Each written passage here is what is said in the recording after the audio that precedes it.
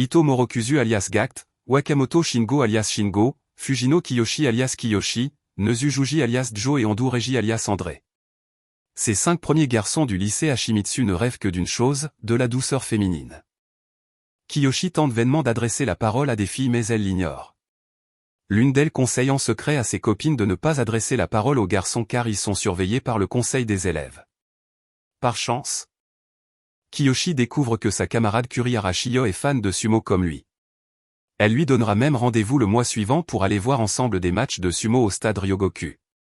Le soir, les garçons se retrouvent dans leur chambre d'internat et pour aller tenter de faire un peu de voyeurisme dans les vestiaires des filles pour les bains communs.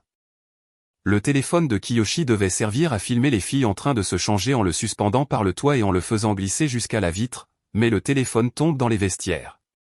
Kiyoshi s'y infiltre pour le récupérer mais il tombe sur Shiyo. Heureusement celle-ci semble avoir une mauvaise vue et prend Kiyoshi pour son amie Mayumi et elle l'emmène au bain. Kiyoshi joue le jeu sans dire. Mais les autres garçons se font repérer et capturer par le bureau disciplinaire des élèves. Le BDE qui les attache et les fustige au milieu de la cour. Les filles sont toutes convoquées d'urgence dans la cour de l'école pour assister à ce châtiment, Kiyoshi profite de l'occasion pour s'enfuir. Mais il se fait attraper plus loin par Kurihara Mari. La chef du BDE se fait aussi envoyer à la potence. Le lendemain, les 5 garçons sont condamnés à l'enfermement dans les prisons de l'école pendant 1 mois, où ils suivront les cours par retransmission vidéo. Ils ont également des travaux forcés et le moindre relâchement de leur part équivaut à se faire battre par Shiraki Meko et sa cravache. Mais en voyant que les garçons, Maso sur les bords, sont excités par ces coups, envoie sa camarade Midorikawa Ana l'assister pour les surveiller. Cette dernière, pas sexy et championne de karaté les terrorise. Pendant une cueillette dans la forêt, Kizoi trouve un bébé corbeau à terre et monte dans l'arbre pour le remettre dans son nid. Il tombe alors nez à nez avec Shiyo qui était dans un escalier donnant sur la forêt. Il lui promet alors qu'il viendra avec elle au match de sumo, avant qu'elle reparte. À ce moment se pointe Ana qui, se croyant seule, fait pipi à côté de l'arbre. Kiyoshi se fait déséquilibrer par un corbeau et tombe de sa branche. Midorikawa Ana explose en larmes à l'idée que Fujino Kiyoshi l'ait vu en train de faire pipi. Shiraki Meko renvoie les garçons en prison. Le jour suivant, ils ont de nouveau des travaux d'intérêt général. Kurihara Mari s'entretient avec le directeur, son père. Ce dernier a pris la décision seul d'ouvrir le lycée aux garçons et rappelle à Mari qu'ils ont droit à quartier libre le week-end. Mari va ensuite informer les 5 garçons qu'ils disposeront de 3 heures de temps libre le samedi si leur comportement est irréprochable. Pendant les travaux, Fujino Kiyoshi a l'idée de creuser un trou dans le mur près des poubelles où on ne le verra pas faire. Il aperçoit à nouveau Kurihara Shiyo depuis les couloirs du lycée qui lui jette un papier sur lequel elle a écrit l'heure de leur rendez-vous. Takito Morokuzu alias Gact a découvert ce papier et le plan d'évasion de Kiyoshi, ce qui fait stresser ce dernier. Le jour suivant, Midorikawa Ana chargé de surveiller les garçons tombe sur Kiyoshi seul et lui ordonne d'uriner devant elle, comme ça ils seront quittes. En extremis, Gact arrive et sauve la mise à Kiyoshi. Une fois Ana partie, Gact propose à Kiyoshi de l'aider à s'évader. Le soir il lui dévoile qu'il est un énorme fan de l'histoire des 3 royaumes et que le samedi où Kiyoshi doit retrouver Shiyo a lieu une vente limitée de figurines de cet univers qui n'a lieu que tous les 4 ans. Gact aidera Kiyoshi s'il lui achète ses figurines en retour. Kurihara, le directeur, constate que Mari se venge de lui et de ses goûts obscènes en punissant sévèrement les garçons du lycée. Nouveau jour de travaux forcés des garçons. Gact et Kiyoshi font semblant de se disputer pour se faire rosser par Ana qui les placarde à la grange à ordures et la détruit. Ils la vessier pour qu'elle s'effondre sur place. Ils sont ainsi assignés tous les 2 à la reconstruction et pourront ainsi creuser plus vite le tour du mur.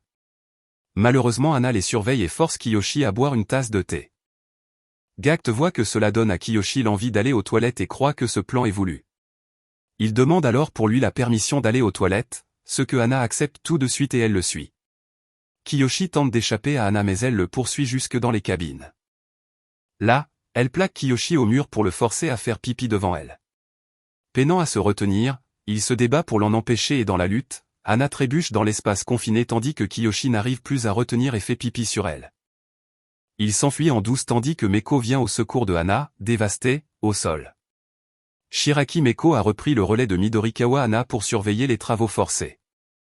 Morozoku Takito alias Gact et Fujino Kiyoshi font un premier essai pour l'évasion de Kiyoshi, Kiyoshi sort par le trou creusé dans le mur près de la cabane à ordures tandis que Gackt détourne l'attention pendant 1 heure. Manque de chance?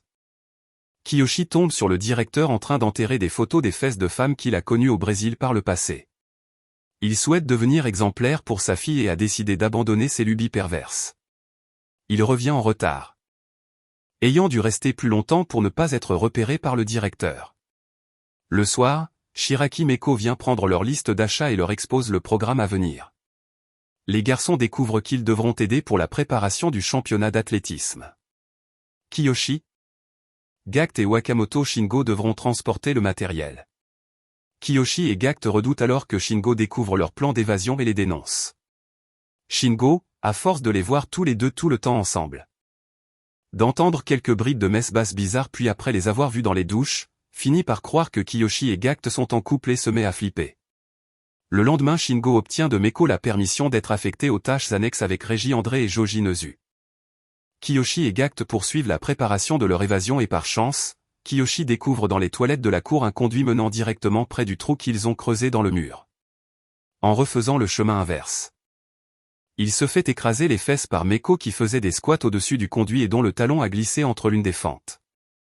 Quand Meko voit en fin de journée le derrière en sang de Kiyoshi, Shingo fait passer ça pour des hémorroïdes.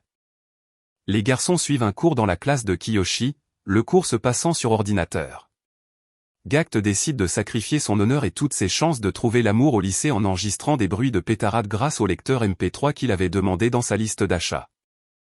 Ces bruitages serviront à faire croire le jour J que Kiyoshi est coincé aux toilettes. Le directeur, pour sa part, n'a pas résisté à l'envie de déterrer les photos et de les récupérer. Mais il retourne les enterrer, cette fois avec du béton pour plus de sûreté. Il voit alors un trou dans le mur de l'école et le rebouche, croyant à une dégradation quelconque. Le désespoir prend alors Gackt qui voit tous les efforts ruinés et les sacrifices qu'il a faits, vains. Il sanglote et enrage dans la salle à manger de la prison le soir.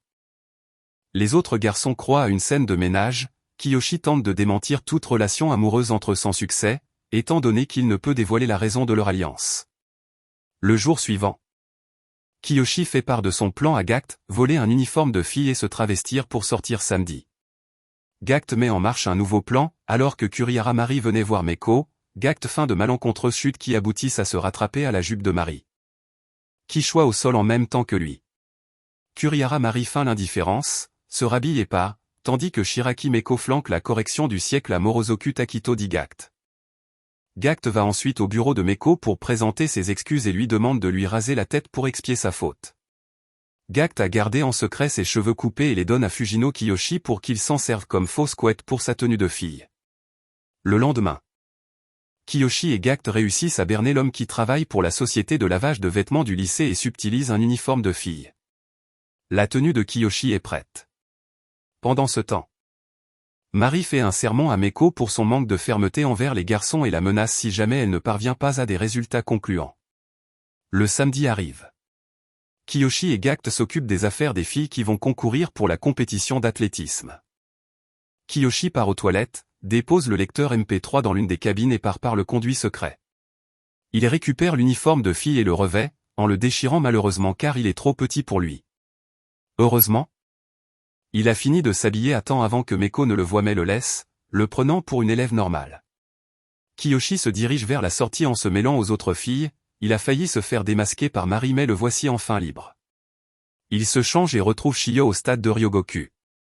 Au lycée, Meko va vérifier aux toilettes ce que peut bien fabriquer Kiyoshi mais Gackt utilise sa télécommande discrètement pour déclencher l'enregistrement des bruits de paix du lecteur MP3.